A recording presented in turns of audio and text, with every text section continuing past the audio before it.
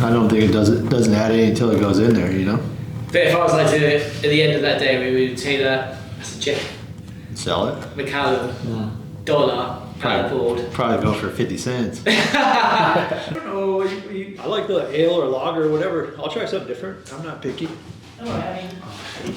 Why don't you go with Luke's Italian lager? Italian lager sounds good. Is this a sweet one though? Not really. Just normal. It's just a weird cap. Oh yeah. It's got a wolf on it. Yeah, thank you. So Luke is like Italian for wolf. Yeah, it's just a little low. Like the lights are low, so it makes the rack have to be low. Yeah. But I like to put mine excessively high. That's what's quite good about that brown one at the back. You can put it really high. Yeah. Steve's room is nice. Steve's room is my old babe, but his Get fumed out. yeah, shit. Yeah. And then one of the lights blew, and I was like, right, I'm never getting in there again. Yeah. It is the best one probably. It's Yeah. very well proportioned as well. that's for sure. Yeah. Jeff McCallum, and happy to be here. Thanks for having me. I appreciate it, you guys. Harty's here and sort of like... I'm here just to be here, yeah. I make up the numbers. I'm just happy to drink beer and not have to put the kids to bed, so... Make the most of it. Yeah, man. So this is going to be a 4-hour podcast. We're not getting anywhere in a hurry. So like we'll obviously get into kind of what you're best known for, sort of with the McCallum, you know, boards and brands, what have you. Just right at the very start, just a bit of context, like sort of almost like all the way back to the beginning, like tell us just a little bit about your childhood, like where you're born, raised, like just to set a little bit of the scene in terms of like how you might have then got into kind of surfboards. Yeah, so I was born in Denver, Colorado, which is right in the middle of the country. Surfing Mecca. Yeah, of course, landlocked. So, but I had a unique situation is that I was born in Denver and lived there, but all my family was from Colorado. Like I have all my brothers, my parents are all from California. I was the only one born in Colorado. And so we were connected to California a lot. But as my dad got older in my family, my dad had a job where he'd work in California he'd go on Tuesday and he'd stay till Thursday in California and then come back to Colorado. So he was going back and forth every week, so much so that my parents bought a second house because he was tired of staying in hotels. Yeah. And so like in high school, my freshman year, I'd start going with them sometimes. Very quick, high school, freshman year, how old does that make you? That'd be 15, Okay. 14. Yeah. So I started going to California a lot, and we'd spend all summer in California and then winters in Colorado. So I was always kind of connected to California, but in a, I didn't live there until I was 18. Colorado is like mountainous and like So I started skiing when I was 2. Yeah. So I could ski really well as a kid, but then I stopped because I was playing competitive basketball. But yeah, Colorado is actually really cool. It's super sunny. It's one of the most fit states in the country, and Nice. yeah, it's super healthy, and it's a great place. It looks pretty amazing. I've been snowboarding. I haven't been skiing, but like, isn't it? It's just like the best sport ever. It's like easiest surfing ever. Yeah, it's just amazing. Yeah, because there's a couple of surfers that. In Jerry Lopez, didn't he live in Colorado? Oregon. I think he moved to Oregon after his surfing was done and started snowboarding. Yeah. And then Ryan Lovelace is from Seattle. Yeah. He's not, not landlocked, but he's not from California, No. No, I mean, you've got a similar story to me. Yeah. I'm not from the coast either. I'm just outside London and kind of about the age where you start. I felt late. Did you feel late when you started surfing? Oh, no, absolutely. Yeah. I was way late. So this is when I was doing like a little bit of research, because I've obviously interviewed Harty, I was like, actually there's some very strong parallels here, like kind of just super good looking guys. Totally. Apart from one's really short, one's really short and fat. Yeah, literally. I definitely didn't play basketball. About like in terms of when you were at school, like we've had an insight into Harty's kind of like early years, so it's all very well. Yeah, okay, you grew up in this place. Thank God that's not on camera. No, it's too much incriminating evidence. But were you a good student? Were you a good kid? Like kind of. Yeah, I think I had really bad ADD and ADHD when I was little, so I was super distracted, and I think like you get obsessive compulsive over things, where like I'll lock in still on something and like hyperfocus. Yeah, I feel bad for my wife to this day, because it's weird. You just can't stop thinking about stuff, and so it depends what obsession it was. But yeah, I think I was a okay kid when I was little. I was pretty wild. I'm the youngest of 4 boys. So I had older brothers, and that was just pure chaos, you know. Yeah. But yeah, at some point I became a pretty good student, like in middle school, high school. Not so much high school, but middle school. So I really wanted to play basketball and focus on that. But and then I started surfing, and that all changed, you know. Do you reckon that hyper-focus thing is actually just like, that's just a core component of like, it's definitely a guy thing, like kind of in the sense that... I think it's pretty, well, mine's pretty extreme.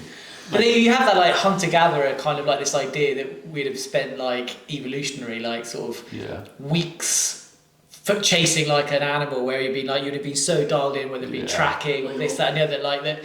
It's just a component, like kind of like sort of... Your biggest strength is often your biggest weakness, and it's not like, there's labels on it now like ADHD and stuff like that, and it helps. I feel like it helped when I was okay. If you want to get good at something, like to have that hyper focus. Yeah, and just be able to like, you just like... What do you mean, the tag helped, or just like having the hyper focus helped? But both, because you it was everyone else worrying about how you're acting. You know, you're just like, you're kind of doing you, and like it would suck if you, like you say, you feel sorry for your wife. Oh yeah. I mean, I feel so bad because I'll like be thinking about something, and Lot will be talking, and I have to pull my mind back in. Yeah, it's like well, no, that's definitely just a guy. but hey, why not? Maybe we're just like more centered to our natural state, and then everyone else has got ADHD and they've lost it or something. I don't know, but I do think that it's I say it because it's like I totally like I'm cut from a similar cloth in that respect. I remember when I was like 11, I got a pogo stick, and I just started pogo sticking, and like kind of I did sponsor doing it. Literally, I still pogo stick down to the shop. Like kind of, I used to go everywhere on this pogo stick. You don't pogo stick down to the shop. No.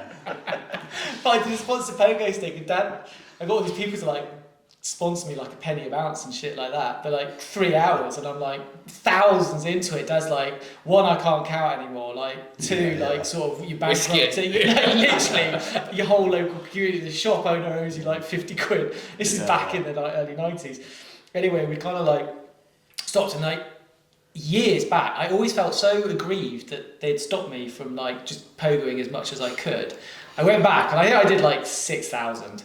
And I think actually I was like 10, and I went back to the world records. I was like 3,000 off the world record, like for that age group, and I was like, what? There's age groups of world records pogo sticking, yeah, for real. I went back, and I was like, I couldn't believe it. No. And the thing was, the record was held by, and I think it started at like 12 or 13. So I was 10, and I was so close. And the thing is, I had paced myself. You could have been somebody. I had a tracksuit, I had all the chewy bars and energy bars in, and so I was pacing myself, and I think I had like 6 energy bars on my person that I was going to munch during the course of it. I hadn't even hit the first one yet. That's where I was in my mindset for that. Like literally, I was like. Anyway, I just wanted to let you guys know I'm part of the club. I've definitely got the ADHD thing as well. I'm just absolutely, you know, when you like think you know something, you think you know friend. someone, and then they just bust out. What's the world record for 4 years on a sticks pogo for an adult? Oh, it's hundreds of thousands now. You can probably do that now. Like you gotta go pro. You really do. There's a guy with just bollocks. Like, they're just so. No, you have to wear like these kind of. Of course like, you do. Oh, it's right. Not 10. Maybe it was an advantage. You're going on about like, I was the youngest. But the point being is like, the skill makes you capable of great things, basically. So like, you had that, like, so at what point, like, when you had that connection with California, like, kind of, at what point did you actually start surfing or getting in the sea or like? Well, I started body surfing before that, like going back and forth. I body surfed a ton. Yeah. And then I didn't start surfing until I was 18. So I was way late in surfing. Yeah. But being in the ocean and like learning about waves was younger. My dad body surfed a lot, so I'd go with him. So, would you using flippers or anything? Or were you just literally just there in the water with fins? With fins, fins. They have really good waves over there for body surfing. Like you got like you were saying plants and stuff, like just hollow kind of. Yeah, and where they lived or their house was is like Newport Beach area, so it's like. It's close, yeah, it's super close. So it's sort of a mecca for body surfing at that time. Now body surfing's got a lot more popular. But the wedge is that crazy like harbour one where it just like off a jetty. It's gnarly. My kids are addicted to watching the YouTubes of it. The wedge. They think it's like they think that when you fall off, you die. You know, they're like. I've seen that. It's one of those ones where you can't really understand how the human body takes it. Like, kind of, it's like that deep in the end. You know, it's pretty heavy. Is it? I remember 6 years ago, but it sticks in the head. And I don't. Is it Jamie O'Brien? You surfed it, maybe? But surfs it on like foamies and stuff like that, like Yeah. kind of like a crazy 30-foot sort of. I think one of the Fletchers got arrested back in the day because it's blackballed. You're not supposed to surf it, but maybe you can now. But when it's blackballed, you can get it there before the lifeguards come in the morning. Yeah. So but then there's always tension between the bodyboarders and the surfers, you know. But they might open it up now because you do see more people surfing it. Yeah. I haven't seen it break. Like, I'm not up there very much at my parents' house anymore, but it still breaks all the time. But I haven't been out there when it's breaking in years, you know. Yeah. I'd love to go see it. I'm like a. It's pretty wild. I mean, it's a scene. There'd be a couple hundred people on the beach watching too, you know. Yeah, I can imagine. It's such a It's like, spectacle. it's Do you pretty, think that coming from Colorado, like you used to watch the sea a lot? It was like a crazy sort of like the ocean? Yeah. Watching? Yeah. I don't know. I think I was in it so much as a kid too, you know. Yeah, you just So drawn to it though, like. Yeah, I remember like when we were in California, going home and being in bed that night, and still feel like I was on a bodyboard, you know. Yeah, 'Cause you're yeah. in the ocean all day. Yeah. So you still feel like you're moving in bed, you know. Yeah. What do they call that? Land sickness. Kind of, yeah. But it wasn't like sick, but maybe. No, it's the motion of the sea. Like you're like you get yeah. on the land. It's sort of. It'd probably make me sick now, but back then it was. But now you're really old. Motion sickness sucks, you know. How tall are you, by the way? How tall? Yeah. Which we get 6'3". 6'3". 6'2". Ah. Yeah. Joe's 6'3", the lad that came in earlier. Just for reference, when like people get past a certain point, I just go Because you're tall. so like. I got that. So that's small for a basketball player in America, though. Now, It's tiny. it's kind For of. sure. They're mad. I've seen Santa Barbara City College. It was like a small city college. I saw their basketball team in the airport recently. They're fucking huge. Yeah. All of them. They're like a shitty basketball team. I heard a stat the other day that's something like if you look at the American population and if you look at the percentile of the American population that is above this certain height, like I think it's like the highest sort of like the biggest profession for that percentile is professional basketball player. So it's literally like kind of they take, because I guess in America you have this kind of like sporting metrics thing. So like anybody's over a certain height and they're like kind of You're a basketball player basically, like literally. How tall's Steph Curry? I think he's pretty short, but they always list them taller than they are. Oh, yeah. Oh, It's so like a he's rugby, the weights are 6'3". always heavy, and then like Yeah, that props 140. He says he's 6. I've never seen him in person or no, but he's probably 6 foot. But No, yeah, no. I don't think he's huge. Maybe a little taller, like 6'2" or something. Yeah. Maybe my size. Because Michael Jordan was only 6'4", but that was 6'6". Yeah. was he 6'6"? Yeah. I thought it was quite But short. he had hands that were like he was like Yeah. a freak, you know. He's perfect basketball player. Just about, yeah. Kobe was the same. Yeah. Because I was. I forgot what it was on, but he was on the. You basically, if you take the maths of all the best players and all the best stats, and you boil it down, that was your athlete. It was Michael Jordan was your basketball player physically, and Kelly Slater was the surfer. Was it really? Yeah. So kind of big, flat feet and kind of short, but like. What, Lance powerful. Armstrong was the oh no, wait a minute. No, he got there. So like you started surfing at 18, is that right? Yeah. Were you was it about college or College, yeah, freshman in college, so first year of college. Got you. So I was in Colorado at the time then, like. You going to studied in school. college in No, then I went to college in California in San Diego. So that's when I moved there. What'd you do? I studied anthropology. Oh. Yeah. Bit of you? Pardon? Bit of you? Bit of me, yeah. I write books on that shit. It's one of my It's pretty favourite cool, subjects. Yeah. Alright, that's another podcast. Like kind of. Although you obviously kind of like. So did you see your whole way through like college? Yeah, like, I finished, but I knew like I was working at Christensen's factory when I was like probably a junior. Uh-huh. A couple of years left of college, and so I knew before I graduated I wanted to keep making Wait, stuff. was that because like Christensen was just like looking for a sweet boy, or or did you actually contact him and go, actually I want to work for? He just went on a podcast. So a friend of mine, Josh Hall, who's another shaper, he worked at Chris's place, and then Josh Hall started this wine import business because he graduated college a little bit before me, and so he was just going to be this wine importer from Spain, importing wine. And he used to be the sweep kid and did fins. And so he said, hey, Chris is looking for a new kid. You want to go? And so Chris recently had a podcast where he said I was like the worst interview ever. I was super late and all this stuff. I'm like, I wouldn't be. I'm like, no way. I'm never late. But yeah, I got a job there and I was the errand boy and, you know, and I got thrown right into the fire. Wait. What does a job interview for sweeping the floor look like? I don't know, you know. I can't remember He said anymore. I was super late and Yeah. like disheveled and I'm like, it's pretty important to me at the time and I'm never late, but I don't know. It could have been I was, you know. But you weren't actually, because Harty's background, sorry, speaking for you here, but like you like purposely Crack on, went Pogo, chasing, man. like kind of, when you went chasing it, like you were, I want to work, and you went around applying for jobs specifically at Shapers, but for you it sounds like, no? No. Um, I mean, not, yeah, again, it's not about me, but my mum worked for, the cows. But you said you wanted a glassing job there, basically. yeah, and I was just about to, I just got off the phone to sign a deal for a plastering contract, which was really good money. And I'd had plenty of jobs in Cornwall doing plastering and other building work, but I hadn't had like that solid thing. It was like agency or like a friend doing it.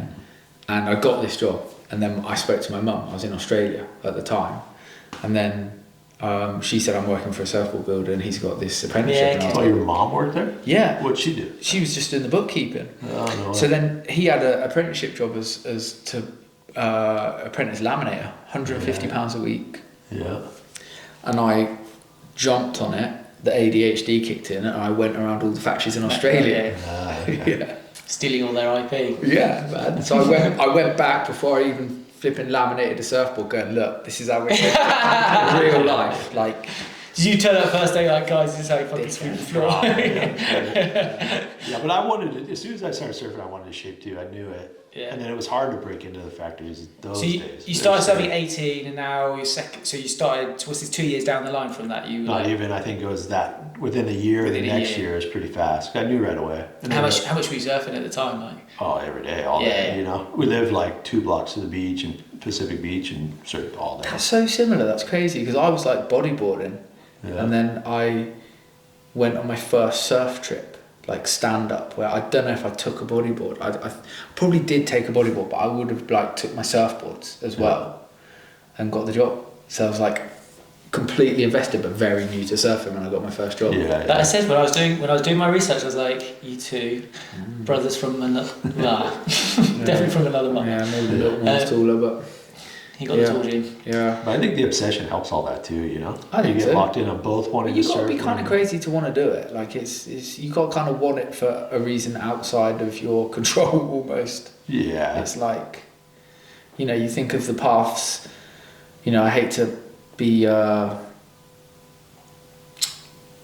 like cliche about it, but like American, you know, a basketball player from Colorado skiing. Yeah. Like you could have studying anthropology. Think how many directions in America you could have Oh, gone. yeah, for sure. And then you hit them bays and you're like, hell yeah, I'm going to be a surfboard Yeah, shaper. yeah. Like, It's how pretty the hell? wild. So you finished college, and then was there even a question? Do I go and do something with my anthropology, or was it No, you started working yeah. with Christensen, and then you felt like that was just it, happening? yeah. Well, I was working for him, and I started sweeping, and I was making my own boards and all that.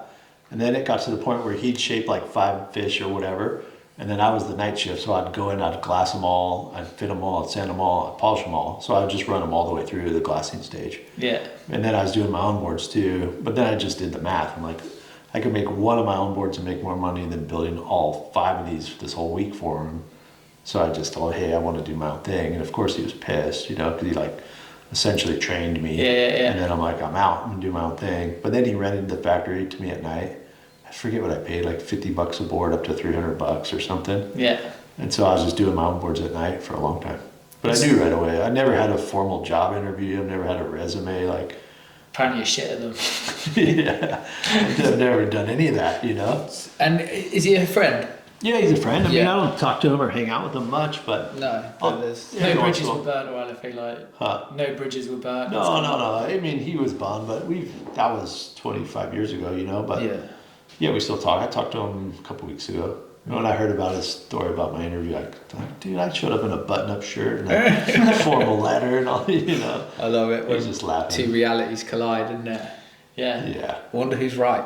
Somewhere I'm in the middle. convinced. I had this friend named Daniel Doobie, and you know, like a doobie. Yeah. He was this long-haired hippie kid, never had shoes. And when I left Chris's, I had my own factory. I left.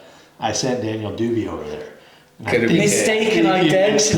Me and Daniel Doobie. Yeah, I okay. think so, because Daniel was always like the way he described him. Like he had no shoes on. He was super late and like all scruffy. I'm like, dude, it's Daniel Doobie. It wasn't me, you know. But, That is literally history rewritten. Like, yeah, it's stick your anthropology pipe in that one. Like, Yeah. history Best rewritten. name ever as well. Daniel Doobie, yeah. So basically, sort of early 20s. It sounds like you already had your kind of like 21, 22. You were surfing under your own name, sort of getting your boards out there. Yeah. Out of the Christensen Yep. factory. Yep. There's a lot of restrictions from him. I couldn't make fishes. I couldn't do other things that he did. I couldn't sell to certain shops. Okay. But I just was like, whatever, you know. And I was just selling to friends. And then Icons of Surf and San Clemente was the first people to buy a batch of boards. Really? About 5. Were they buying from Christensen already? They were. No, they bought from me first. So I put a board on eBay. I had this like weird twin fin Dewey Weber shortboard thing I'd bought. And I put it on eBay randomly, and the owner of Icons of Surf bought it. And I was like, oh, come check out shop, I'll deliver it. And by the way, I make some boards. So I brought 2, and then he bought them. It was right when he first opened. It was not at his, I don't know where they are now, but he had this little tiny shop. And it was, he just said, hey, and he brought it up, and he was like, I'll take both those. So then I went back to Chris, and I'm like, oh, and then he ordered the first batch. And hey, I sold to this shop. You know, so I was in there before him. So And Icons of Surf, was it just started, so it wasn't a thing that it is now then in that respect? No, it was the size of this space, Yeah. but he had a shitload of boards in there. And the original guy was a guy named Ken Mockett, and he was a pretty successful guy. I think he built entertainment systems for airlines. He like designed them and installed them. Like the little TV screens that go in the Yeah, but this was 20 years ago. So the pull down blinds that used to go down in front of them. So he'd done really well. And he was a pretty eccentric guy, but he was super cool. The big Vegas gambler. He was like a high roller. Yeah. He had this system. Wow. He was a super cool dude, but he was really supportive of me in the beginning. He bought a shitload of boards. But because I had gone there first, Chris couldn't tell me no. But then I opened my own shop like shortly after that. Just going back to that, what do you think he... Because obviously Icons of Surf, the whole point is they're like... Their thing is they've got an eye for sort of iconic boards or talent sort of within the sort of like the surf industry, like sort of both I guess new as well as old. Like, what do you think he saw, recognised in those first 2 boards that made him just take that punt or I plunge? think they're pretty unique. You know, they're just so different. At that time, like the fish was kind of taken off, and so it was the quag, the QAGG, which is essentially the PDX. It's the same model. And the PDX is just a refined version of it. But it was basically those. And so it was really different then. You know, that was 20 years ago or whatever. For those who don't know, what was different about them? Well, it was basically I was making a lot of fish for myself. I could make them, but I couldn't sell them from Chris. And being a bigger guy, a real fish, in my opinion, should be pretty short, like 5'5" and under. But as I was riding a lot of little ones, but I wanted to make them longer, they would start to track, you know, because they're real long, straight rails. Yeah. So they'd go real fast in a straight line, they're hard to turn. So I basically took a fish nose and put a round tail on it to put a ton of curve in it and loosen it up. And I started making a bunch of those, and they went really well. So are you pulling it in for the round tail? Or like I put a little curve in the tail so you don't have the long straight fish tail. Like a long straight rail wants to go fast and plain. But it put a little curve in it to make it easier to surf in a longer length, like 5'10". I think your deck line is pretty McCallum-y. Yeah. Like no one did that. That's it was. I think in the 70s and stuff, guys did them on like guns and stuff like that. But to be honest, I don't know why I did that. But I started that early on. Break that down a bit for people watching, so they just. So basically, the theory is you can get a really thin board, or thinner than you would think. So it's a super flat deck. So in those days, my boards were like 2 1/4. So, but when you feel it, everyone would be like, "Oh, these are 3 inches thick." But what it is it's thin in the center, so you're low in the water and low volume like that. But then the foam would carry out to the rail. Yeah. But then rather than have this big, beefy, like 70s old school rail, it'd have this like chime and drastic taper to a more modern rail. So you'd get thinness and like responsiveness of the thinness, but then the volume would carry out, but then like not an old rail, it'd be a modern rail. So it's trying to get all that into one package. Yeah. Then as it went to the nose and beak, you got a lot of volume over your shoulders and head, which is heavy. So they paddled really good. So you could ride them really small. So I'd ride them at like pretty solid blacks. Like I have a couple photos as big as the ceiling and I'm riding a 5.8, but they paddled really good, you know? And was that what, a ram tail twin fin? They're quads. Quads, sorry. Yeah, so they all started as quads. So then that was another thing. That was pretty niche at that time. Yep. To be committed to quads. Yeah, and I went through a ton of different quad formulas, but the key to mine and what I found is that moving the back fins out from the front fins, like out of that turbulence. Yeah. So they're always going through clean water. Yeah. Then you have 4 fins. If you start tucking them behind it, when it's on rail, there's turbulence coming off that front fin, and then your fin is in turbulence. Yeah, and then So it you bring feels it a bit looser. Yeah, absolutely. Because I remember surfing an old rusty quad, Yeah. and they were hyper close together. Yeah. But it felt good. We all liked it. But Yeah, they good. use the Yeah. closest together specifically, don't To they? be that way. Exactly. Yeah. Let's be Twins that are way. similar, you know. You got Yeah. the twins are in it, creates Breaks some up the turbulence. turbulence for the board. But I never really thought about it. So what about Neil Purchase Jr.? You seen his ones? Yeah, not in a long time, but yeah. Yeah. He quite often had the bigger ones at the back, kind of close. And then Yeah, the small yeah. ones I had at a front. set of those in FCS at UWL. I bought a set of them, but Yeah. I could never get him to work. But he's surfing like powerful point breaks and he fucking rips. So Yeah. I think they would probably work really well for him and his spot. I wonder if I never liked quads because I always put them in the wrong place.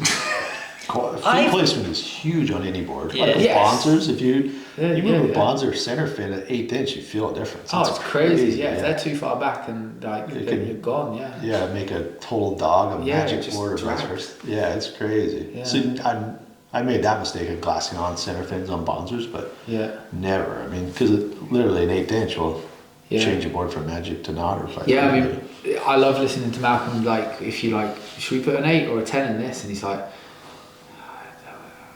it won't matter where I put the box. Then, if you wanted to put if someone wanted a 10 when he wants to put the 8 in because he's giving you the 6.5 or the 6.75, Measure he'll know where he wants to fit. And I get that feeling a bit. You know, when like you make someone a board or whatever, and they put the tail pad right up, you're like, you just.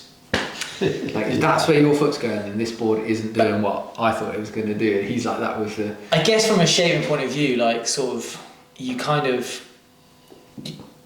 and I guess it's important that shapers surf, like kind of that you become so in tune with shaping what you are surfing. So like I guess it's, you surf thrusters, you're like, I'm a master of thrusters in that respect, like kind of. Yeah, I'm annoying to myself. I'm boring. It's conventional stuff. I want like I'd love to buy a Porsche, but I won't. I'll buy an estate diesel that's got aircon. To be fair, your missus told you weren't allowed to buy a Porsche. She told me I wasn't you allowed to weren't buy a shopping Porsche. for one. Yeah, but that's like, when there's the massive 7-foot black guy who's starting on you and you're like, hold me back. yeah. It's that. It's okay. Fair enough. It's that. I would shit myself at a Porsche garage if I ever had the money to buy a Porsche. But yeah, I like thrusters. But then, so what I always found with quads, I really want to make myself a quad now with the fins straighter and closer together. Yeah. Because of turbulence, because I've never thought of it like that. I've always thought of it like breaking off of the rail, and you put your fin Closest to the rail. Yeah, you're taking the pivot off of that, and that will just drive you round the turn, so you're going down a straight so line. but like, We're getting that, weird there, aren't we? No. But to his point, like, because I'm guessing if you're surfing blacks, like, kind of like, it's more down the line and whole as opposed to you're not looking for that much pivot when you're setting up your quad. As in it's more carving or like. They do pivot well, but yeah, I mean blacks is pretty powerful, so you need a lot of hold. Yeah, but it's just quads mad. are all on the rail. I just like it, but I've never thought of your boards as like. I know what a McCallum looks like. I know what a McCallum looks like if I'm like, from far away, but I'd never be like, it's because of the way the quads are set. Yeah. That's just crazy. And then you said that. I love stuff like that set everything in motion for me was that model. Yeah. And then there's a whole connection to the Channel Islands Biscuit and Ramachado. Really? I made a quad for one of those to a good friend, this guy Ian O'Rourke, and he was next door neighbors with Rob, and they went on a surf trip to Baja. And Ian brought that board, and Rob took it and rode it a ton. And then 2 months later, the Biscuit was around. Yeah, and Now, whether that was a huge breakthrough model in Europe for them. Massive. Yeah, us too. Like all of a sudden, there's all these alternative Channel Islands and stuff like that. So it was pretty wild. I tell you, the first model that really got traction here when internet kicked off and the people started having models and like marketing models was the Rusty Dwart. Yeah. That was kind of like a. I mean, it's a hybrid. One of the first sort of round. I know the name, but I forget what it looks like. Well, kind of like. Yeah, like what you're talking about. Yeah, like probably a few years I always after thought that CI copied that because I always thought CI.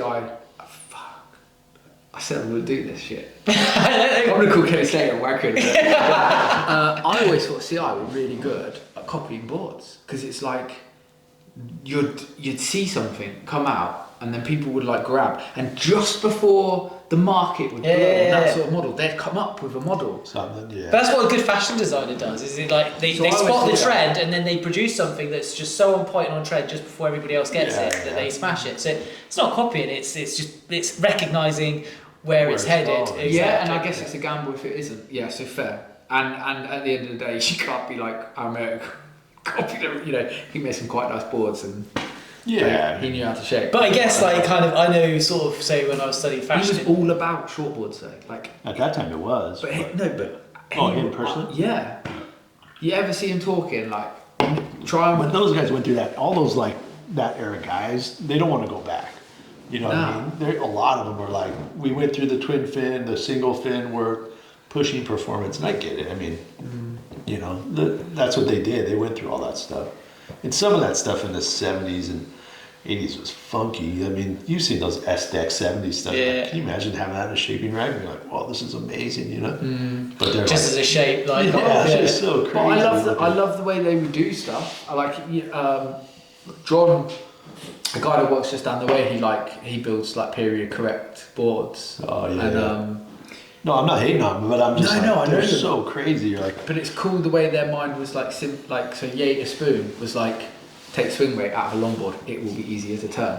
You know, rather than creating a shortboard. It's like, those guys didn't think they could float those things or like paddle them and stuff, you know, because they hadn't gone that short yet. Yeah, it's just mad. So they were like doing all this stuff to like, kind of making sense out of design, but like, you wonder how far we can really go, or are we like music? Are we just recycling the chords? But what's interesting is like, do you reckon if you hadn't had those restrictions from Christensen, you would have just been going down the main line? That actually he did you the biggest favour because you had to kind of had to go around the kind of like you had to take it from a different angle basically. I've never honestly thought about that. That's quite a. Well, because you just said you were making fishes, but you couldn't make a fish, so you put a rounded tail on it, and this board was born. So it was like.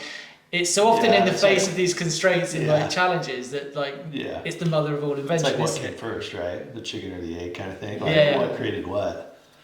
Yeah, I don't remember my thought process at the time, other than I wanted a longer fish that would turn. So maybe he did, but yeah, I'm not sure. We're not going to give it to him. Like the creativity like came from you. All I'm saying is that like it's in the face of these kinds of like restrictions that you have to be. You're forced to be innovative, basically. You're forced to have to think differently in that respect. So, and in all of our journeys, it's these little things that kind of, it's hard to know when the sliding doors moment happened or this, that, and the other. Like, but even like Ricardo taking the board and then you've seen the Biscuit. Like, even if it was copied, like inside you must be like kind of recognize your value in that. Like, I knew the concept was solid. I mean, exactly. From there, everything branched off that. All my models came from there. Wow. All of those boards, Biscuit, Fish Skit, they had to put a quad on because of how wide those templates were coming in. They had to. What? A quad. Oh yeah. They had to. Yeah. It was like I think. Do you know what? I think I even remember some people getting on that trend and like being like, yeah, but we'll just use the thruster, and it just looking wrong. You know. Yeah. You Too got much. like Too much board 16-inch tail or 15. Yeah, and that's when the quads and all that took off too. Was after all that. I'm just like jogging my memory because like I'm like fully outside looking in at this point, and when you're talking about it, like because I've got weird stories about how I think someone copied me and they probably didn't, but That's what mine is, you know, yeah, that's it. But yeah, I knew that it was a solid concept. It and is. then everything I made span off that. Very quick, what age were we? Mid-20s at about this time it's happening, or we're still early Still 20s? younger. It was Still younger. early, yeah. Yeah. Yeah, probably, maybe 21. Okay. Maybe. So really early 20s, Yeah. doing these boards, and Yeah. like you've had this kind of creative moment where you're onto something, and then so that you're still in Christensen factory though. No, I built my own. Ah, okay. So there's a building, and it had this little like shed lean-to thing, and I borrowed some money and I built a little I borrowed 12 grand and I built a factory out of it. And I got screwed on the rent. This guy I knew was like this sketchy builder, and he charged me more than people charge now for this little shed, but I didn't care. It was like, it's hard to find a place to build surfboards, so I built this little bootleg factory, and you know, Josh Hall was supposed to help me build it, but he was partying a bunch, and we were all partying, you know, we were having fun, like college age, you know. Mm-hmm. So I built this thing, and then I was there for a year, and then I sold it to Josh, and then I went to a legitimate factory. This place called Waterlines. They built all the G&S's back then. This guy had the license for G&S, and it was huge. It was like 5,000 feet, but he was struggling, so I took over half of it. But then that actually catapulted me into like the real industry, because I was just like a guy making things at night and then a backyard sort of bootleg shed factory. Mm-hmm. But then going up there, all of a sudden you're exposed to all these like legit, like lifelong board builders, you know, guys in their like 40s that have been sanding for 20. Drop some names. There's like Paul Kelly, Ernie Higgins, this guy, a couple old laminators, Alex, and that's where I met Alex Villalobos, Super Wolf. Uh-huh. So Joel wanted a board from me, so I made him this board, and he's like, dude, you gotta have this guy glass it. And that's when he introduced me to Alex, Super Wolf. No, but they just don't really get the credit, do they, laminators? It's kind of a... No, I think you see Alex, 'em- yeah, they don't. None of them do. I mean, No. that's Seems what's so like- frustrating about like the stuff that we were talking about with the fire wires and then backdooring the whole industry. It's like, shapers did fine after that, right? Because there's still a market for shaping. And then, you know, all the overseas stuff, whatever, it doesn't really affect me because mine's so different. Yeah. But it affects the laminators, the sanders, the fin guys Yeah, that live on volume, you know, because all that volume's gone. yeah. And so if I shape a board, I can get X number of dollars. If the fin guy fins it, it doesn't Gets matter if the it's same. mine or something, but he needs 20 of them in a day. Yeah. But all that stuff went overseas, and that's what really screwed the industry up. That skill set's just lost. Well- I guess there's the good laminators, they're still doing it, it's just they're not great they're being laminators, paid yeah. rubbish now or whatever, like they just don't. Yeah, I was the first person, and not to like brag, but to promote my laminator, because I'm like, dude, this guy's so fucking good, and he's so like special at what he does. Like, he needs some credit, you know. And so I started posting, tagging him on Instagram, like, dude, this is Alex. Like, Yeah. I boosted him, and then I was working with Vistla at that time, and you know, Yeah. I'm like, dude, you guys got to put Alex on the team. Like, he's They're like a creative sort it's of a surf brand. surf brand, yeah. Yeah, and they wanted. Do you know Who's that? Vizsla? Yeah. Yeah. They did a lot of work with shapers. You were one of them. Yeah. And they wanted younger, like, creative guys. I'm like, no, you got to put Alex on the team, you know? Like, no, he's 10 years older than me. He's too old. I'm like, no, but he's fucking badass. Yeah. And so now he's gotten the credit he deserves, but he's doing art, you know? So you can give a guy like that some love and see, like, why people, but, you know, the fin guy we have, this guy Justin Pettix, is just as badass, but there's no real art. There's art in the art of fin, but it's There not is, aesthetically though. pretty, you know? No. But yeah, you can only take one fin shot, and Yeah. that's it. You can't post a fin shot every day, you know what I mean? No. Versus no. lamination. But like the value to a factory of the fin guy who puts the fins in Oh, it's huge. straight every time, neat every Yeah. time, doesn't make any extra work. Well, So 'cause it's invaluable. And he affects the next guy who's a sander, and there's an art to sanding too. Like, And then you put your quads in and you go, oh, these is where the boxes goes, and the fin guy just fucks it all up where your board doesn't work. yeah. And it's like, and then the shaper's always that front man of the band, but he's not necessarily the songwriter. And it is like a house of cards, Oh, isn't it? That like at every step, and if one of those goes wrong, then the board's kind of like down. You can put all this effort into every single stage, but then that Or goes even wrong. like, not just board specific, but if you have a factory and you've got one guy that's either not good, or maybe could be good that doesn't care all the time, just a job's worth. or yeah. just the guy's an asshole, it ruins the whole production line, because it goes Yeah. shaper, so you got to shape a clean board, then a glasser, laminator. That's got to be clean for it to get finned and hot coated clean. Me And personally, that's I got to think- get sanded. Yeah, I think, I mean, it's all important. That's Yeah. that's the key. But to me, the laminator is the linchpin to everything. Yeah. You fuck a shape up and there's ways to sort it out. You fuck a sand up and there's ways to sort it out. You fuck a laminate up and the board's fucked. Yeah, I mean, they can do the most damage for sure. And they can also create the magic in terms of like weight, flex, look. Yeah, and that's the thing about Alex. Ease for everyone else. Is Alex like, yeah, you can take a photo of it, it looks amazing, but his structural, like his Like the integrity of it. yeah, this is like groundwork, or what he does is so solid. Like his fundamentals of glassing is so solid and so good. I feel like for no reason I just want to big up some board builders. You know Josh Hall? Yeah. He gets boards shipped over in blank form to Europe, to a place in southwest France called Souston, and a guy there called Fab. He's called Blend Glassing. Yeah. He does Ryan Love Machines, and Ryan could have gone to other places that would get him numbers just on their infrastructure, but he went with Fab because Fab's the fucking man. Yeah. I met him I was in UWL. He stayed for a week one time. Yeah, he is one of the best laminators and board finishers. And we've got people over here as well. You know, there's. Yeah, I went to the Surfer's Journal a few years ago back, and I'm like, you guys should publish a list of all the legitimate lifelong board builders. And they're like, oh, that's a great idea. Will you write the article? I'm like, fuck, I can't write an article, but I should go back to them. But just a list, just to give them some credit, like the sanders, the fin guys, the polishers. I mean, it would be cool just to give those guys just an ounce of credit. How's our sander coming in? Like, it's just like, he's been doing it. He's Mikey, our sander, just for a reference, he's owned businesses and he loves building surfboards. It's a passion of his to come in, and he came in like a few days after a hernia operation. Like, he's all white and choking and holding the feet. I can't sand the board. I'm like, go home. It's cool. But he's one of those guys when I'm up there. You can just see there's a man happy and it's like he's just you see him having his lunch, he'll always say he's always polite, no other chat than that basically, and then he's just in that room just working away like kind of in his element. He's a beast though. Do you know what his thing is? He'll put his polish against anyone's. Yeah. You can see if he's done a bad polish for whatever reason, he's in a bad mood. When he's done a good polish, he'll hand deliver it to you wherever you are. He'll be like, I think a lot of those board builder guys are like that, just content building boards and like, because it's not a thing you're gonna make. You're not gonna become rich polishing or sanding surfboards, you know. No. So you got to be passionate about it, and a lot of those guys are like that, just like content, dusty, and eating lunch and getting back in there, you know.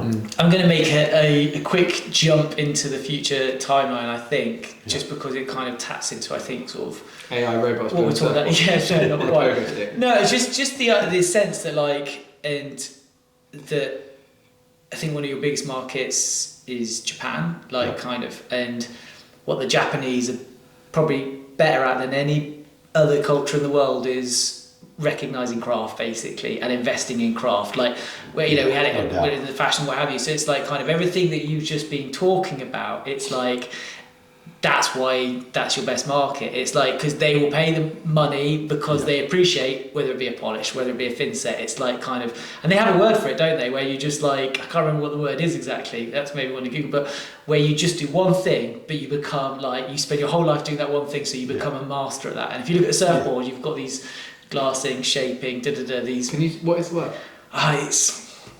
But I got really lucky with that too, because it's all about lineage as well. And so if you look at Chris's lineage, it goes Duke, this guy Bob Shepard, Dick Brewer, Chris, and then me. So it's a really straight line to the source. Where some people like, no one really taught them or whatever, but I got lucky just from going into that shop that I was in that lineage. And do you mean a lineage of like skill set passed on to skill set basically? Exactly. And so instantly that like gave me sort of credit or credibility in Japan. And my distribution guy, so there's a whole other story of my first Simmons board that I made. I made the second mini Simmons ever. I made the second one, wrote it, I made a third one, and then I made two, and I was taking around California to sell, and I took it to Thalia Street, and they were super into it, and they were supposed to put it on consignment, but they didn't. They stuffed it under a clothing rack for who knows, I have no idea why, but they stuffed it under a clothing rack, and then the guy who became my Japanese distributor was going through California. He lived in Japan and he wanted to find new shapers and start a business. And he was in Thali and he looked under the rack and was like, what is this thing? And the Simmons at that time was super odd and weird. He's like, what is this thing? Can I buy it? And they're like, no, it's not for sale. He's like, well, who made it? And they said my name, and so he looked me up. And that guy's been distributing my board since, and that was in 2004 or something. Wow. He's like part of the family now. I mean, he was the meat and potatoes of what I did forever. I relied on Japan forever. But just like that guy who saw your from Icons of Surf, it's like you're obviously producing a quality, a novelty that's like these people are getting. And that one was cool. It was jet black, and it had handmade wood fins that were light blue. And so it was really, there wasn't a lot of black surfboards back then. It just looked really cool. Do you know what you'd be called? A Takumi. A Takumi. Yeah, it means master craftsman, but it goes beyond that. Is the There you go. there you go. No Google. Yeah. Wow. Nice. So okay, so back to your studio 20. You've made this factory, this lean-to basically. You've sold that a year down, and you've gone to a real factory, like kind of. And is this where you start building? Yeah. Then I met the Japanese guy when I was at that place. And then so Japan really started to take off. Oh, so that was a good segue as it was. Yeah. Like, we weren't joking, it was actually literally the next step. Timing. And so Japan started taking off. And then that factory was huge. And it was that other guy's business was failing. And so he sold the license or gave the license back to G&S. And the people who owned the complex were like kind of just letting us there. They owned the whole complex and there's all these different units. And they used it all for the software stuff. They were just kind of letting us there because we were there and it was kind of cool or something. Like, I think he wasn't even paying rent at one point. So they're like, okay, you guys aren't paying rent. Like, you should probably move out. And so then I borrowed some more money and I built a pretty legitimate factory. And it was right when the economy had really taken a dump. And so 2007, 2008. Right around there, yeah. And so I found this really cool space. It was just a steel building, back corner, just gutted. And so I borrowed some money then and I built a factory, a legitimate factory. And then that guy came to work for me and all the guys from there came to work for me.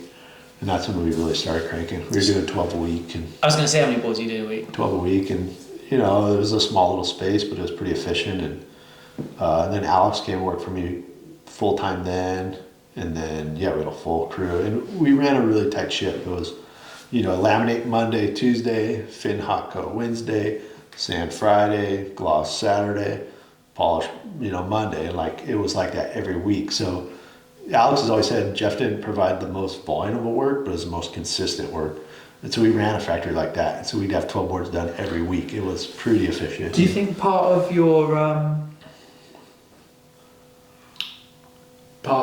you maintaining the name that you have over the years and building it is that in that time the board quality was really good?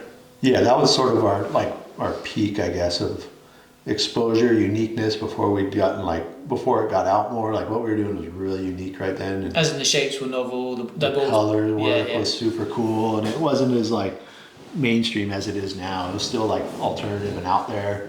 And we were super popular. So I think it's like a precursor to album, I guess, or something like that. Yeah, and it was just perfect timing. Pardon? I've given him that one off camera already. Have you? Yeah. Because I said you'll hate that I like it, but it's just I love the branding of album, and it's. I remember being, I got you on Instagram. Yeah. But that was 2011, 2012. Yeah. So I was like, this guy's anything he does, it just put the dollar bill on it and put those dark colours on it, and because I remember seeing photos the way. It's sad. We would look at your photos, try and zoom in on the photos and go, what grade do they get in to get those straight lines from a photo of a dark tint? That was in the glassing. We worked out. I know I've seen photos that he was matting off glosses. Yeah. Because we were like, there's no way you can do that by sanding it. We would try. Honestly, I remember we would take a board down with a machine to 600. And then go over in straight lines with 400 to try and get it. And then my Spanish guy went, look, I know. Look, I rubbed these scratches out, and then look at me, lift this patch, and I taped it up, and look at it. He's like, that's how you do it. And we were like, yes. Did you have any idea? Because you were like, when you were in this in the States, there was this like kind of literally Grom Schaefer and like kind of like literally pouring over your stuff. Yeah, no, I had no idea. But that must be lush though. Like I mean, it's not why you do it, but it's the result of when you do something with so much passion, with so much integrity. You're like, changing the game. Literally, cool, that's man. what happens. You get this trick club. Yeah, it was fun. It was a fun time for sure. We pushed it hard. I mean, we did a lot of crazy shit, like pouring acetone on boards, which was like dumbest thing you can do structurally, but cool shit to them. And, you know, we had a lot of fun. And Alex was a big part of that too, because he came in with his, like, his real pastel-y and like earthy and a little bit rainbowy, and I'm like, dude, I don't want any of that shit. I want it black. Like, let's do black fades from white to black and navy, you know? So we kind of mixed our two styles, like his skills and some of my colors, and it kind of, that's where it came from. Does anyone want a drink? All right for me. So I'm okay. yeah, do you want to drink or a battery? Good on battery, I think. Yeah, I'll go and share. So scar tissue from the last time. I know, dude. We did this awesome podcast. We got to just, we were like high fiving them. Literally like, that was the best one yet. Batteries. The mic's battery. We've got on mics and batteries, yeah. Oh, cool. Yeah. Cool. I just checked. You can check the mic batteries from the transmitter. Yeah. So it's kind of okay. But, You're good? Yeah, I'm good. Cool. no, I mean, there was... Yeah, I didn't want to talk shit on album, but yeah, I think, you know. It's not talking shit, it's like, it's Yeah, just I mean, they took what we did and ran with it, basically. Yeah. Yeah, you I don't want like, to sound like I'm like, like I came up with it all, but But I was going to say, it's a bit like with the quad story earlier. It's like, I'm only using it because it's also my background, but it's perhaps a good sort of analogy because it's so well practiced. But in the fashion industry, you have these great big fashion houses and what have you. You'll have people that will be going around to these small London Parisian boutiques where you've just got like the real kind of people that are creating on the forefront, just doing stuff, and you take those ideas, and it's never those people because they're never about necessarily blowing it up into big numbers or taking it down catwalks. They're just there in their own little bubble doing their thing basically. But that's where all the magic happens. Kind of. Yeah, my Lottie, my partner, she has a clothing company, and she's had prints stolen and seen them in Next, which is like a chain store, to the point where they've digitally enhanced. So you know, in Next there'll be a design sort of room where they've got like 10 designers, or there'll be sub-licensing design, so and they'll have a wall and they'll have Lottie's stuff up on that wall and going like, how do we kind of like we wanted to do this, it's like but what you did Yeah. in my like look, so at that time I'm coming from we spoke about earlier, but like that London kind of scene, so something didn't sit right about surfing was the long hair and hey man and like peace and love. So I was always looking for like not less of that, but just like some sort of like grimy reality. And like your brand was, to me, was like that kind of, you didn't really have it didn't talk about surfing. It was like it was like dark, and it was like, but there was nothing like that. I think that's because I wasn't into surfing. Like, I didn't grow up surfing, you know what I mean? So it wasn't my whole life. I mean, it was a huge part of my life. Yeah, and surfing a ton, but it wasn't like I wasn't ingrained as a beach kid surfer, you know what I mean? So I think it was part of that. You weren't groomed to a certain to direction. Be that way. But then in 2015, we marketed a huge change. And so basically at that point, we had like an 18-month wait for a custom. So we were super busy and backed up. And I knew there was like this crossroad in my career. Like, we couldn't stay that cool forever.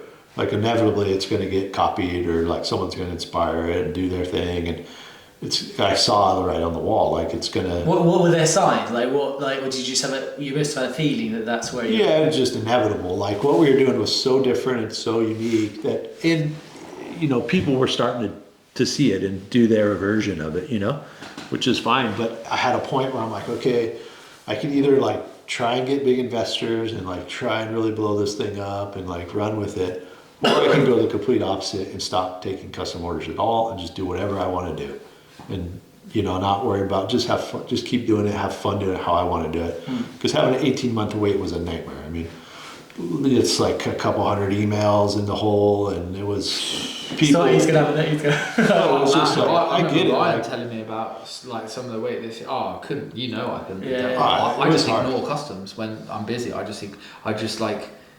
It's so bad, but they give me anxiety, and I look and I go, I know if I keep on answering that email, it's going to lead to an order, which I have not got the ability to be able to do. Mine was when if he I needs me to reply do to it. 10, I get 9 back. It's never going to end. Yeah. So it was a full-time job, just that. So I had a choice, and my choice was to go the opposite and do less and just make it super exclusive and stop taking customs. So I just closed all the custom books. I'm like, I'm done taking customs until I get through this backlog. And then we would just do them at chunks at a time, 10 at a time.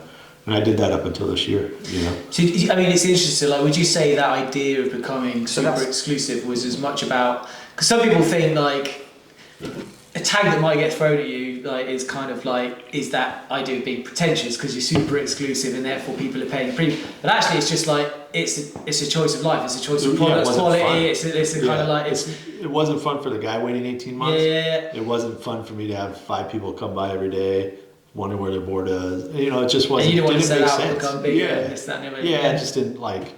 At that time, like licensing wasn't really a thing. No one else was licensing their boards that were cool, at least. Like, so it was all just the big brands only, and and it was like nothing that didn't appeal to me, and I had zero desire. Like, if I can just keep doing this how I want to do it and enjoying it and make a good living out of it, that's perfect.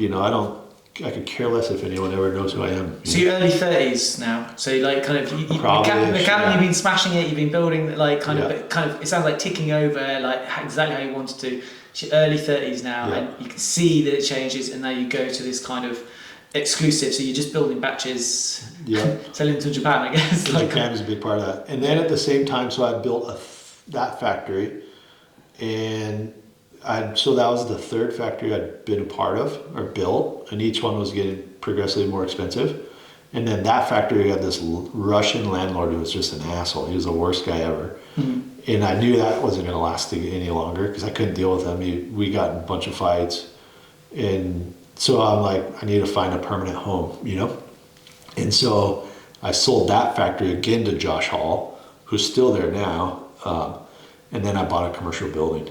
So I had a point where I could like buy a house, or something, and this was 2014. And so I bought a commercial building, and then I moved in there, and I rented out 99% of it, and I had a little space in the back. So that was a big change in my life too. And then I built that thing, and everything was going pretty good. And in California, you have to pull a building permit to build something like that. So I went down to pull the permit, and they wanted $12,000 to build the permit, where my whole budget for the build out was like $40,000. So then they add 12 onto it. I was like, fuck it, I'm just going to build it. So I built it, and then me and Alex were eating lunch one day, and a fire marshal walked around the corner. And it's in a different city. It's in a little city. Like, if I built it in the city of San Diego, we never would have got caught. But the city I built it in is this little city called National City.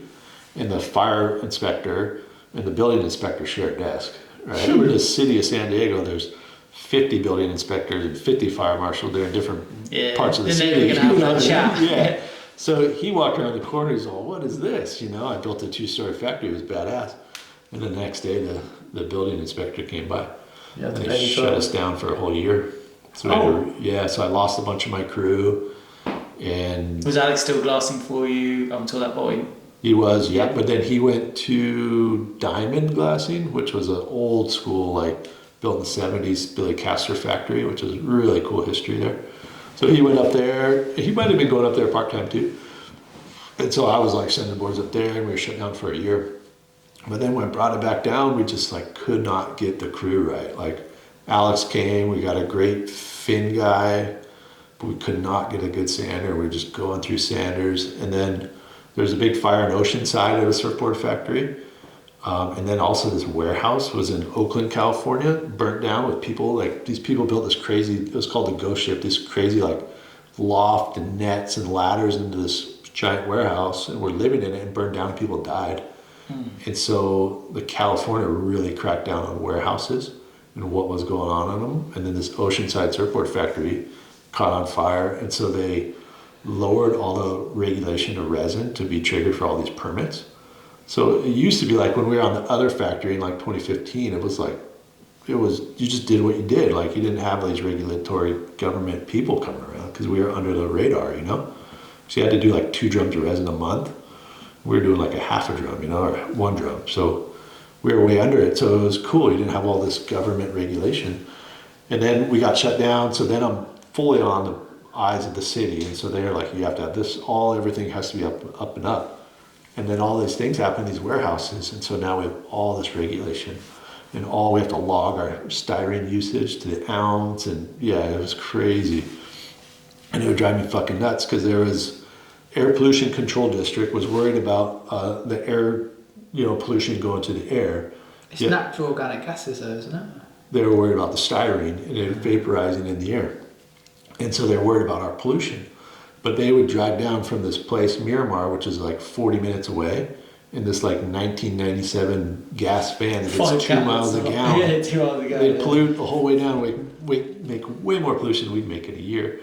And it was just like that, and it was just so much stuff like that. And then the county was on us. Did it feel like the world was just getting a bit insane? Like, yeah, then so at that point too, I also separated my business because I was just building boards, and they'd go out as one whole unit, you know, like a complete board. But then I separated the glassing into matte glass, and then shaping was McCallum surfboards, and I could really see where the numbers were. And the shaping was constantly having to bail out the glass shop because the glass shop it just doesn't make a ton of money, you know. And so at that point, some of the employees were making double what I was paying myself out of the glass shop. And then they bitch about their fan. I'm like, dude, you go fix the fucking fan. You know, you're making twice as much money on this stuff as me, you know? But that doesn't go over well, you know? So it was just at a point, like, I think after being shut down for a year or two, I was just like so frustrated, you know? So I sold it. I told the guys, like, I'm done fucking glassing, I'm over it. And I sold the build out to a couple of guys. And then I put a shipping container outside. So the whole building was rented, and I was outside in the yard. And I stayed there until 2019, you know? So you did 5 years and out of a shipping container.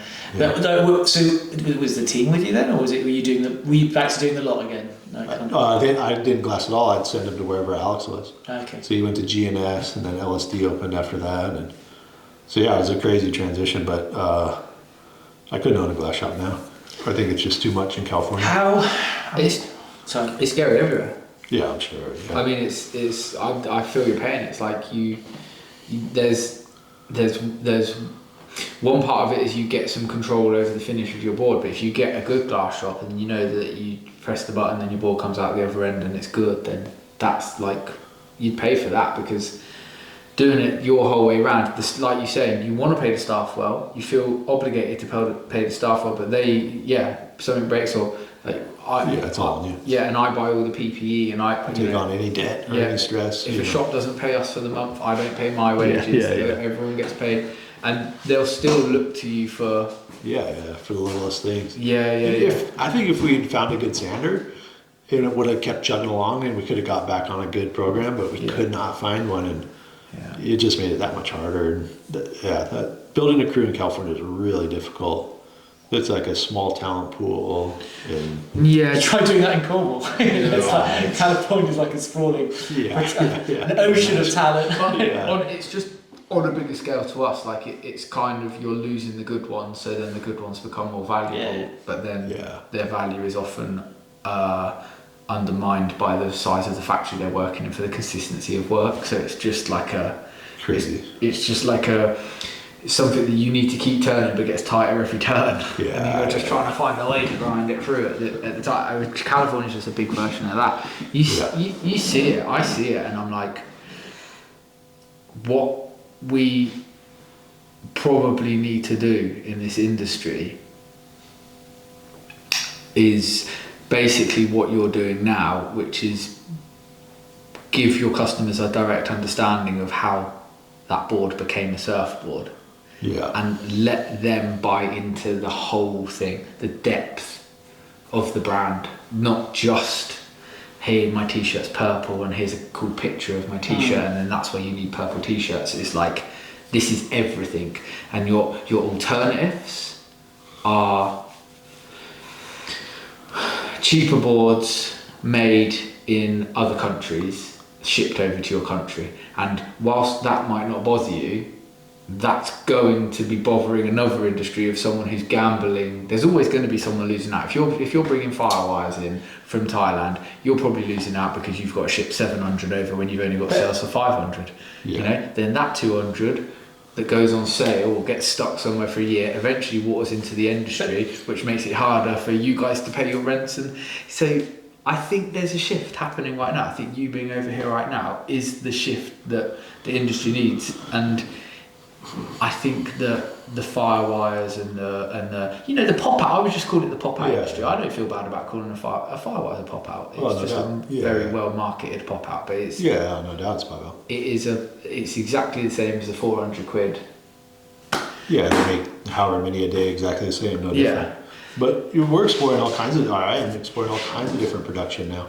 And that's all changed within the last years. So just very quickly, so 2019, so is this? I sold my glass shop in 2019. Yeah, and so from say like 20, I guess COVID then happened. So like where you sold are it here now, before is this the kind of like,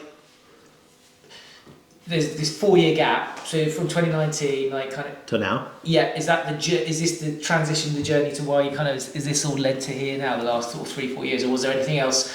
Do you explore any other avenues kind of like between Between right you here? and So from 2019 selling the glass shop and you're Yeah, doing everything to out, to here licensing, manufacturing, Yeah. From 2019 until last year I was out in the back in a shipping container. Okay. And I did it so different than most people is that. So just to explain, he would shape the boards. Yeah, then send it take to Alex to- to glass. Yeah, I sent them out to glass. And then but- you do the fins? No, they would finish the They whole finish board. the whole thing, yeah. Yeah, but I did it different than most is so, like if someone came to me, they'd give me a deposit, I'd shape their board and I'd bill them for the shape blank. And then the glass shop would go there, the glass shop would finish it, and the glass shop would bill them direct. So I was trying to eliminate all kind of expenses and overhead of like glassing because it was, glassing was getting so expensive that I don't want to spend $450 on a glass job and then just turn that over and sell a whole board for, the glass shop plus my shape fee. You know what I mean? There wasn't any markup in the glassing. So with the customer, when he wanted his board and he wanted to check how long it was going to be to get there for the next one. Called it. Yeah, it was super cool on my end. I'm like, I did my job. I got paid every week because my people pay me. Yeah. And then all my customers would pay for glassing direct. But then the glass shop was stoked because they would get a little bit of markup, or mark it up a little bit. So they were happy and everybody's happy. I did that for a long time. I'm still doing it sort of that way now. Where were you like, because I guess all of us being business owners build things and there's always a kind of an ebb and flow, build, contract and what have you. Yeah. Like having gone from that factory, I can imagine like sort of, and I don't really get a sense of ego, but everybody's got an ego, and like there's that, you get these periods where you're looking at that factory, you're renting out nice, there's all these things kind of like going on, and you're kind of like at the top of that sort of like pyramid. Yeah. To then going into the kind of like, from all of that's gone, and you're kind of that through fate or whatever. But I know I've been through those kind of periods where like it does force you to kind of look at yourself, like kind of like you can feel defeated, even though it's like actually you might still have more time, it might be working better for you, but or maybe not. And I was just kind of like, so where's your emotional state going through that journey? Like at that point, I was happy to get rid of glass shop because it was struggling. Yeah, and it was taking on debt, and it like just wasn't doing great. Because when it was all together, it was a different story because there was a lot more money in the shaping, but we were just hitting too many hiccups, and then we were trying to glass other people's boards too. And a couple brands were just a nightmare on paying us, and so you'd build a 10-pack for one company or 12, and they'd pay you for 8 or whatever, and there'd be 2, and that was your whole profit for the week, sitting there waiting for the guys in Fiji hanging out with Mike D on the internet, and like, dude, you can't pay your $2,000 bill, like, but you could be in Fiji, it was, so once I sold out, I was pretty stoked, like, I had employees for, So it sounds like actually that had been the tension or the stress or the anxiety, the pressure of it being building. So this was actually a release moment. Like, and I was super on it about 6 a week of mine at the minimum every week, you know what I mean? 6 to 10 every week. So I had like 5 mouths to feed essentially. So if I went on a shaping trip, I'd go to France and do like 70 boards in a week or whatever, but I'd have to get the week of work I was doing that week plus the next week for when I'm in France, plus I'm going to be tired, so I'd have to get that third week done. So I'd do 3 weeks before to keep the crew going, and then I'd go do 70, take a little week off, you know what I mean? So for 15 years I had 5 mouths to feed too. And I was super on it about they have to have work every week, So once that was all gone, I was like, I'm not shaping today. Yeah, I was like, Did you start surfing again? I started building cars, and Oh, cool. I had a little shed, like a space outside, and I just did that for a while. What kind of cars do you build? I built rock crawlers. Oh, I've seen that on your Instagram. Yeah. I built a bunch of those. I built 9 of them. Wow. Yeah, it's super. It's a good From scratch, like chassis upwards. Some I have a couple like that, but some I bought halfway done and clean them up. A lot like that. Nice. And then flip them and make a little money and buy a better one. And there's the just keep going. hyperfocus kicking in again. Oh yeah. Yours was golf. Yeah. Mine was cars. I got so into cars, like everything, tuning. And Mine's like Yeah, yeah. the stupidest one ever. I don't want to And talk about golf's like totally. That's like what's the most Golf's popular huge. sport, like kind it. of. Wow. Oh man, I mean, you whatever lets the steam out of the pot without stopping to cook the vegetables, it's like just do it, isn't it? Yeah, it Like, channels the energy in a good, positive way. Yeah, It was a good distraction. I'm sure golf was a great distraction. yeah, in times of, my most stressed is when I don't feel like I get inspiration. That really scares me. Like you're blocked. But the energies are flowing. It's just like Yeah, it's just like my energy is not in the thing I need it to be in, but I can't force it to be in. So like, what's really helped me lately is Jackson being so into surfing, and well, the people I care about being into surfing. That obviously my son, but like, there's other people I care about. cheers, dude. I want to help them. I want to, I guess you're probably at the same stage as well, where there's some. I just know stuff, and I've gone beyond the point where I need to tell people I know stuff. I just want to use the stuff I know, and like when you get inspiration to do that, that's a really nice feeling. But when you don't, I think that's really scary. I always like we struggle with those points, and I think golf came to me just at a time when it was like, what do I, where can I? And I just quickly became a scratch golfer and then gave it up. Get obsessed. Yeah. That's pretty rad. He gave it up after. Yeah, I Just like over it. I mean, It's like completed, isn't it? It's like a computer game. Completed, like next one. Do you know what I mean?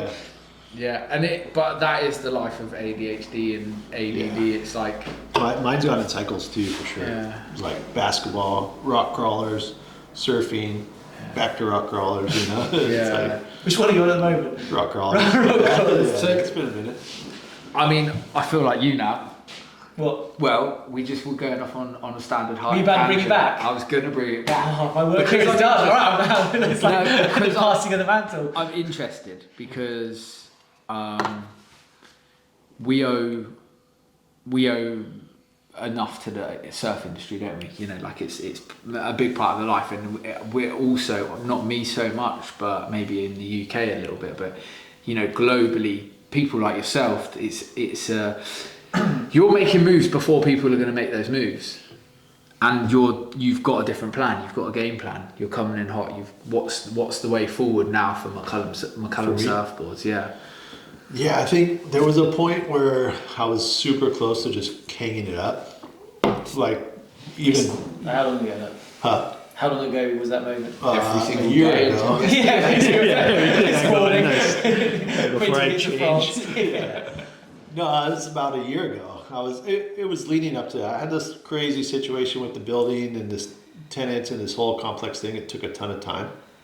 And it was a big deal and a lot of stress, and it was taking a lot of focus, so I was like kind of leaning towards that kind of stuff. But yeah, I was like kind of leaning up to it. I even told Vissa, like, hey, I want to, I was on salary from him. I'm walking away because I don't feel comfortable getting paid, and I'm not going to shape anymore. Like, it was that close. And then working through it and talking to some people, and finally like really thinking, like, what do I like about this? I still enjoy the process of shaping a surfboard.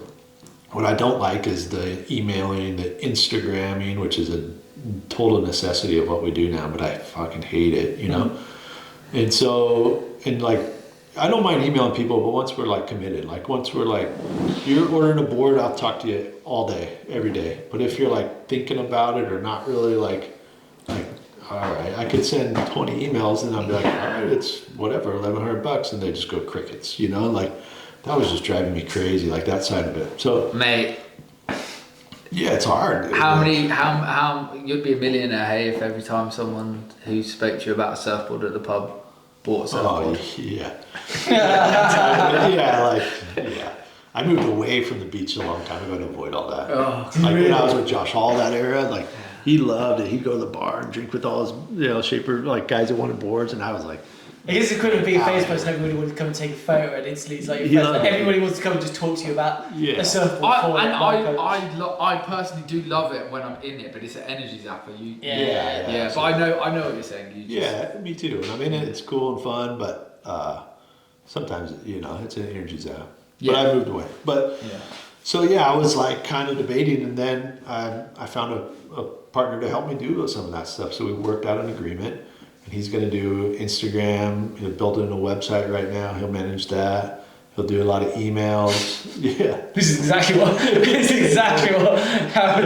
our relationship is like. Yeah, like you don't want to do that stuff. You know what I mean? It's not what you do. You Well, to be can fair, do it. He really loves like this stuff, like the kind of the content creation. It's like that's almost like an extension of his creative process. Is like chatting and kind of engage with it. It's you let me be on my computer designing, at the beach filming, explaining those things. It's like a mind release, right? It's like I have all this stuff in my head constantly all day.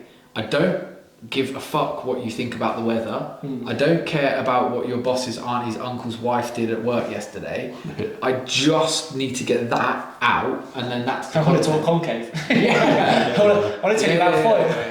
And like, so that's why I like that bit. But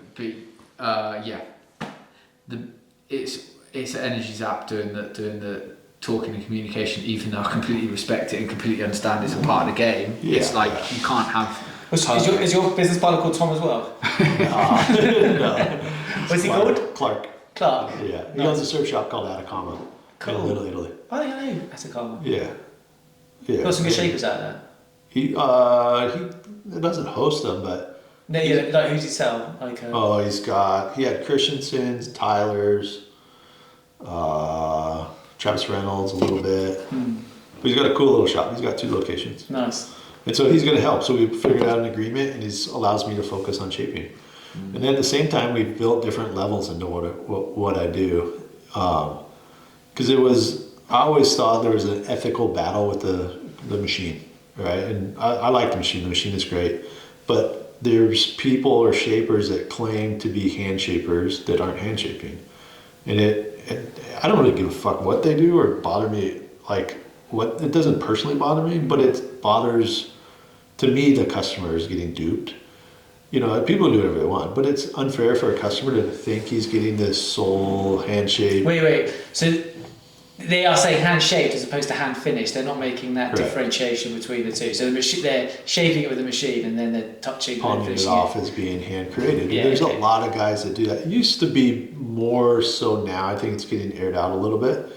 And so then there's this gray area, like, is the board I got hand shaped or is it computer shaped? And and so I wanted to be really transparent with it. And years ago, like, I don't know, maybe 2016, I was like, this is an issue. And so I was doing boards with upside down logos that were built on the computer.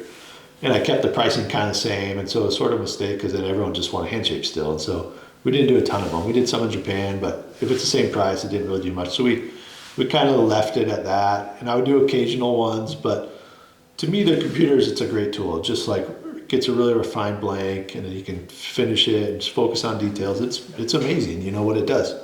But the customer, in my mind, should know, like, especially if boards are starting to get expensive, $1,500 and up, it's a substantial amount of money, and you want to be respectful for them. And if they think they're getting something they're not, to me, that's just like unethical, right? It's like, it's not what you're saying it is, and a lot of guys say it is.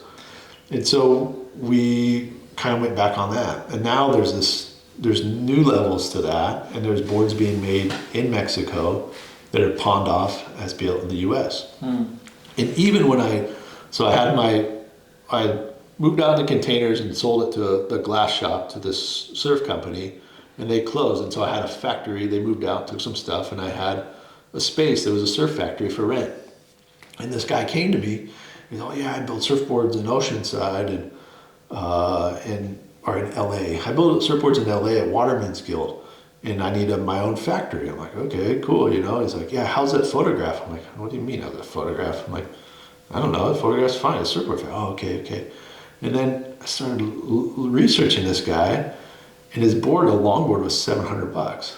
I'm like, there's no way, finished, like gloss and polish tinted you can longboard. get that out for $700. There's no way. And so as I started, Could you even make it for that? no, there's no way. And so what I started researching and like looking into him, because there was an ongoing conversation, he'd come back and forth. Well, he wanted a factory to look like he's building surfboards in the U.S., but they're made in Mexico, right? And so is this whole smoking. Wait, is that? Oh, so he uses just a photograph on your line? He would build a couple in the U.S., take photos, make them look cool. But meanwhile, they're all made in Mexico, and he'd bring them up and sell them at $700. And so then you start researching it and realize there's these factories in Mexico. And I had 2 boards made from this one. And they came back and they were total dog shit. It took forever. The guy was like, just tell you what you want. It was an American guy running a factory in Mexico. Something to do with a phone company. Yeah, possibly. And the fins were all off. And I got the boards. It took forever. And I got them, the fins were trash. And I'm like, the shapes were decent for what they were. Just like send in a file and let them go for it. And I'm like, I'm going to see if he even reaches out and asks about the boards. Because if he asks, he means he cares. It's like a month or 2 months he doesn't say. And I'm like, this guy didn't give a shit, obviously. So I text him like, dude, these fins are all off. He's all, oh, send me the order card. I want to see your fin mark. What you told him, like, no, you don't get it. It's not my fin marks that are off. Like, some are towed in, some are towed out, some are straight. They're off. It has nothing to do with my fin marks. So I was kind of bummed on it, you know. But then I started talking about doing licensing and other stuff like that. And so I called Ryan Lovelace, and he was super helpful and super cool and super transparent on all the stuff he does. He said there's a guy in New Jersey named Phil who owns this surf shop called Glide. Yeah. And he has a house in San Miguel, which is Baja. And he's in Baja, he's coming up. You should talk to him about doing some licensing. So Phil comes up and I'm talking to him, super cool dude, easy to talk to and fun. And I told him my Mexico story about 2 boards. Oh, I know another factory down there where they're building all these, so I'm not gonna say the name, but they're building all these boards down there. You should talk to Jorge. So I'm like, oh yeah, and I like that brand. I know their quality's good. Wait. You're not going to say the name because is it coming in a shame that saying it's made in America, but it's actually made in, or they're just not telling people.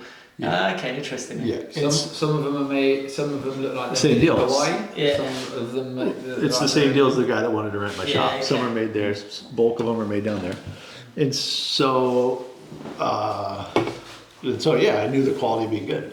And so then I ordered a couple from that guy, and they're super nice. But they're cheaper. Yeah. You know, he pays $325 for a 2,000 square foot factory. So it's a huge factory. And so what I decided was we're going to do levels and be totally transparent about what we're doing. Because right now the economy's slow, right? And a $2,000 surfboard, because glassing in the U.S. is expensive, is a big purchase for someone. And so we want to offer different levels to it. So we'll have, like, my handshaped boards will be, have my normal dollar bill logo, right side up, signed by me, numbered, whole deal. Then we'll do computer shapes by me, where the dollar remains right side up, but the lettering, my name and my signature's upside down, signed by me, numbered. Then we'll do go shapes, same logo, upside down writing, but signed by whoever shapes them. And they'll be built in California at the shop I'm at. And I'll help the shaper and like kind of stay on him and dial him. And if I pick the colors and all that, we'll do that. And then we'll do Mexico boards, and they'll have a peso. So there'll be tiers to it, and the pricing will reflect that. What about the licensing? Because that's outside of. Yeah, outside of those tiers. In the UK, like kind of. What would that look like? There'll be right side up logos, same as the Go shapes. Okay. Right side up logos with lettering and signature. So it's just the name of the shaper, basically. And signed by the shaper. Yeah. Signing by the shaper is super important because it's transparent. And I want to give you credit, and if it helps you, that's amazing. It definitely does, but it also makes me feel like, gives me so much energy, because I'm just like, you can just say, fuck you to everything that's wrong with our industry, because that's how it should be. Like, Yeah, it's like, just just- like bombs. Like, So you can that's buy why- the Mexico board, and it's going to be. If you don't have the budget to buy the Go shape, then buy the Mexico board. If you want a Jeff McCallum handshake, it's still there, but pay for it because the guy's tired from doing both. It's like so how it should be. And then we want to spread your brand, and it's going to be brilliant to add numbers to our factory, and then we get to be a part of your brand. Just like with Love Machine, it's like it's a big honour, and it's I'm super stoked and passionate about being on these sort of projects, but also it's how I would write it down as how it should be. Is that why you were practicing signing dollar bills all last week? No, Spent $30. I think ultimately, it's a master plan to help the next generation yes. be successful.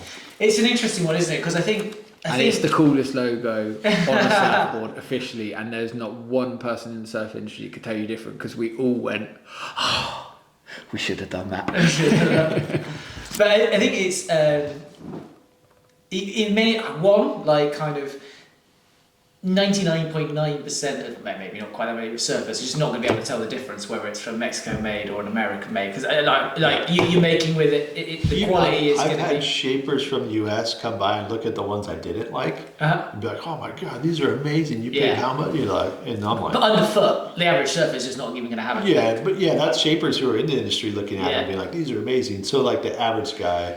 So it's only- realistically, it's the quality, the technicality, the product that you're getting isn't necessarily kind of like affected much. We're dealing a lot with provenance here, aren't we? In terms of like kind of that, and I guess it leans into the idea that surfboards are as much art as they are kind of like function. And actually, if I wanted a board from you, I would pay an extra 100, 200 because I want you to shape it just purely for the provenance of it, and you know, a bit more flair on that. Like, But if you read about one of Jeff's models and you thought it would make you better at surfing, then the most accessible board to you was not Jeff's hand shape, not my one, not the Mexican one, but it was the one nearest to you on the Go shape, you'd go, I want the shape. And that's why it's Jeff's in. I'm using you as just because this is the prime example because we're talking about it right now, but you're intertwined with every single part of it. I know of licensing deals that I could have taken at our shop where, and I won't say the brand's name because there's no need to shit on people, but they ask me for money and then I get a pack of their logos.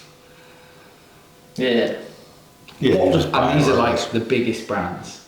yeah, just shape whatever you want. Yeah. Work on it. And I, you know, if I'd had the money in the bank at the time, maybe my decision was different, and I just thank God that I didn't have the money in the bank and I didn't do it, and that it puts me in the position I am in today to host guys like Jeff and Malcolm and Ryan and focus on my own brand and what we're doing with cold water surfing and smaller, weaker waves and building it all up with an integrity, but a feeling that you're doing it the right way, you know. And I think that's important to the consumer. I have to believe that it is important to that person that. Like you say, the transparency. Yeah, and the thing about Mexico is it's not a pop out. It's so far from a pop out. it's still a surfboard, It's a yeah. guy. He does the shaping. His wife does the lamination, and then he or his son finishes them. So I want that one. I don't want your one. I want a Jeff The McCallum guy's a one. I lifelong want a Mexican board builder board, and a yeah. surfer. Could So you? he just lives 28 miles south. Yeah, so it's local as well. Yeah, it's just the different country. And there is just because we were talking off camera earlier. With immigration problems for Mexican workers in the States, they depend massively on This kind of on Mexicans working in the States. But if there's been immigration problems, you've got guys that have worked in the factories in California for years that are the guys that make the boards that you want from California, as certainly as a European and English shaper. The guys were Mexican. Now they're working in Mexico. I mean, I'll be honest, if I was in California, I'd be thinking, I'm going to move to Mexico, my money's going to go 3 times further, I'm going to get a barrage of some land. So, uncrowded What ways, I've like also kind of. learned through going through this process is there's free trade agreements through Japan and Taiwan from Mexico. Really? ship So you can boards- sell direct from? What? So you don't have the trade agreements with America and Japan? No, they have to pay tax, import tax. Oh, like if I right. ship to you guys, there's a tax. But if Yeah. it comes through Mexico, I think it's. I don't It's know. like what we have in Yeah. Australia and Norway and places like Yeah, that. it's a free trade, so it's like 10 to 15% cheaper. Yeah. So all of a sudden we got like some other shops that. So you're moving to Mexico then? No, but the board's How far are you from the border? from my house is, I live inland now, but my old shop was like 10 or 15 minutes. Yeah, so It's right there. Yeah. It's the hot place. Yeah, and to me, it's like, I think, I don't know if it'll work, but it's okay. We're going to try it. We're going to be honest about it. And it's ruffled some feathers, but it's ruffled the feathers of the people doing sketchy shit. That's what's funny. It's like the people who are up and up on it are stoked, but the people who are doing like sketchy ghost-shaped stuff or making boards down there and not telling them, they're all fired up. And that, to me, that's fun. I tried so hard not to shit on people, but like, when you were doing 5-6 handshapes in one day for years, getting your customers and talking to your customers, the guys that look down on the shit that they can try and look down on is because a month into doing some shapes that busy, they went, I can't cope with this. And that's what I saw massively with Ryan, like when he came over here, he didn't tell anyone, but like the guy was ill, but it was like he either shaped the boards, which we worked out 6 a day for 6 days, all hand shapes, because back then he was against the machine, and he's come round and he's been transparent about how he's come round to it. I mean, it's not about money for him, and it's about accessibility and his lifestyle. But he worked with a temperature ill, like top off in freezing cold weathers, just to like try, handshaking 6 a day for all those customers because that's what they wanted. And if he didn't do that, they wouldn't have got the boards. Fueled by pasties. That man would eat 2 pasties a day every day as well. Like nothing. No, but small burrito shit. My guy was on 2 pasties. Nice. Yeah, Ryan's classic. I love how Ryan's totally honest. He's super passionate about it, but he's totally honest about it. Was he part of the inspiration for like because obviously he's been kind of running that and he gave you some advice. Was it like, were you looking at kind of what he was doing as a starting point with your own plans, like, or was it part of the... I think he would say the opposite because we did the upside down logo so long ago that he drew inspiration from that, but I called him on licensing. So I didn't know where to start with that. And then he lined me up. He's like, okay, these are the guys that are good. These are the guys I trust. And did Ryan put you in contact with Luke? Is that how that hookups? No, I cold called him. No, you cold called him. But then when I saw he was here, I'm like, oh, it's a no-brainer. You know what I mean? I trust Ryan. Yeah, because Jeff was going to UWL, and I'd built a relationship with Renault. So mine was more like, hey, do you want to have a chat? Like I don't even mind coming down there, so I've got to go and do a bit of work down there. Yeah. And then bang. Nice. And now we got him. Yeah, I managed to squeeze him away for a little bit. So thank you. No, thank you guys. You kind of saved my trip, Yeah, well, it's a weird situation, but I appreciate everything you've done. I think it's cool because I don't believe or not believe in fate, but when you look at the key points that you spoke about today, they were happenings. And it was a bit like that, and that's just kind of how life is, isn't it? And it always makes me feel more comfortable when it's just a little thing like that and it linked together. And if it doesn't, you have to also be like, well, okay, it doesn't work. It's just, I was just thinking about like kind of the value of buying directly from you, even with the transparency side of going to Mexico, this, that, and the other. It's like the threat of these big companies where it's like they're popping out hundreds is that like all of their ideas come from maybe Maverick Shapers, but it's like you start losing that person in the little room kind of creating the real breakthroughs, the real innovation. Like if you look at your story repeatedly, like it was without the pressures of conforming or selling loads of numbers that created this magic, all the restraints, all the constrictions basically. And so when somebody buys a board directly from you, because okay, Mexico, great quality of this, that, but you're not going to get the next interesting shape coming out of that factory necessarily because you have. He's intertwined with every part of it. That's my point. But it's where you're if you're a board fan and you're voting with your money in terms of where you want it to go, like when it's going directly to you, even supporting you like through Mexico, what have you. But it's like that's what you're protecting. Is you're protecting the kind of like that constant evolution in surfboard design and sort of like and the spirit of it, brand integrity. Well, the evolution to me doesn't necessarily come from the numbers, the mass production. It comes from hand shaping. And continuing to hand shape because things evolve so much. Like a quad guy shaped end versus one now is so different. And there's so, an 18-year-old sweeping a floor somewhere in a shaping room, kind of like going, I've got and this. that's why idea, like the backyard guy, they're really hard for our business because you can in the U.S. essentially build a board for maybe $50 to $100 more than it costs us to build a board because all the wholesalers are sell direct.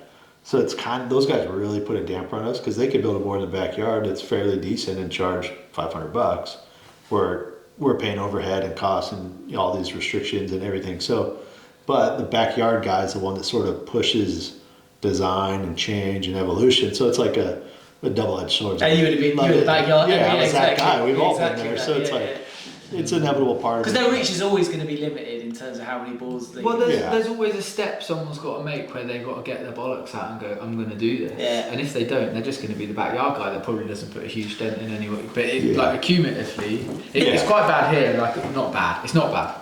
I But don't ours know are why I like said that, but- not so much the single backyard guy; it's the little backyard shops. Yeah. They're like a little factory. She's like, they've stepped up already. Yeah, stepped up enough, but not like full enough, to be like We've have got all the permits and. We've got guys here, and I'll happily say they're very, very good board builders. And again, I won't mention names. I feel like I'm throwing them a little bit of shade, but I'm not. I really respect them as board builders. But they've gone out on their own without enough orders, enough business know-how, enough links to the right materials, and enough of a well-rounded game to make it work. So essentially what they're doing is just watering down the industry a tiny bit, but they're flipping good at it, and you're just like, come here. Come here. Yeah. Oh, Well, you don't want to do loads of boards? Okay, we'll just do your thing, but come here. Well, it's like when I took that step from the lean-to to the real legit factory, it changes you. Like you could be good on your own, but once you get around a professional setting, you're going to get that much better. 100%. Like, you know what I mean? Anything you do, if you're tattooing in your garage, you get in a real shop, you're going to get way better. Yeah. You learn all the tricks of the trade. I mean, so yeah, I think it's super important if you're a young guy learning, you got to get a job at a real factory. Do you feel, and I guess we're kind of getting to the end of this kind of like this chat, which has been epic. Again, thank you. Do you feel any sense of trepidation? Because like as you start mass producing, which is kind of what it is with down in Mexico, there is a sort of sorry to interrupt, but mass producing is far from it. It'll take longer to get a Mexico board than a board for me. okay, but the number like it improves your margins, like kind of, and say with like Not really, because we're selling them for cheap too. so you're selling them for cheaper. Yeah, the price structure will. It's accessibility first, and then see if that ups orders. I suppose where I was going with it Yeah, is like sorry, kind I of didn't is with the licensing, with Mexico, with all the, you're going to be doing more than 12 boards a day basically. So suddenly like the accessibility of your boards and the visibility on your boards is going to like massively increase where like people are going to be able to get hold of them. So it's almost like the first time like where the accessibility of your boards is going to bring them up to so that people that are buying the mainstream boards or other like are going to be, you're certainly going to be competing or being compared side by side, and it's a bit like kind of as an artist like it's your big reveal because you're suddenly making your wares available to a much bigger audience. And like do you ever think about like kind of that step up in exposure, potential feedback, critique, or love, or whatever you want to call it? Like No, I mean the exposure at this point would be good. So I have a little help with the back end too. So if it ever gets, we won't let it get to the point where it's 18-month on a custom, and the price will be high, on a hand-shaped custom. So I don't think you'll ever get to that. But the exposure, I think at this point we've been so like underground about it and intentionally about it. I think it's to the point where it'd be good. Rather than I could just disappear and that'd be it. But I think we've worked hard to build. remember Jeff McCallum, that guy? Literally. But we worked hard to build What's he doing? Crawling boulders. Literally. So I think it's okay. I mean, I don't think we'll get massively more exposure. I think we have a fair amount, but Do you see how many followers you've got on YouTube? how many? Hopefully a few more after this. 42, 45 now. That's my mum. Shout out, mum. Yes. Now, I think that I think something you said earlier about lineage, like the strength of your line, goes back to the roots, and I think that that's important for longevity for the career. That's like a give back, even if you might not. This might all fail. This might water your down your brand, and people go, "Oh fuck that! I only want to get handshapes off him." But it might bring you up. But irrelevant to that, it was the key way to keep the lineage. With pure board builders, because you've got guys like, well, you've got Firewire, and like, you know, I always thought, you know, Al Merrick was so passionate when he spoke about board design. If you watch videos of him, shortboards, like cutting edge, like he wanted, you could tell, I don't even know if he was like really brash about it or what, I didn't know him or meet him, but like just from seeing it and seeing the brand for what it became, he was wanting to be the best shaper. And then you had the best surfer. And then that best surfer, he could have turned into a shaper maybe, I don't know. But then his next shaper, his line from that is just chopped. That could be a good thing for the rest of everyone else. It could be a bad thing.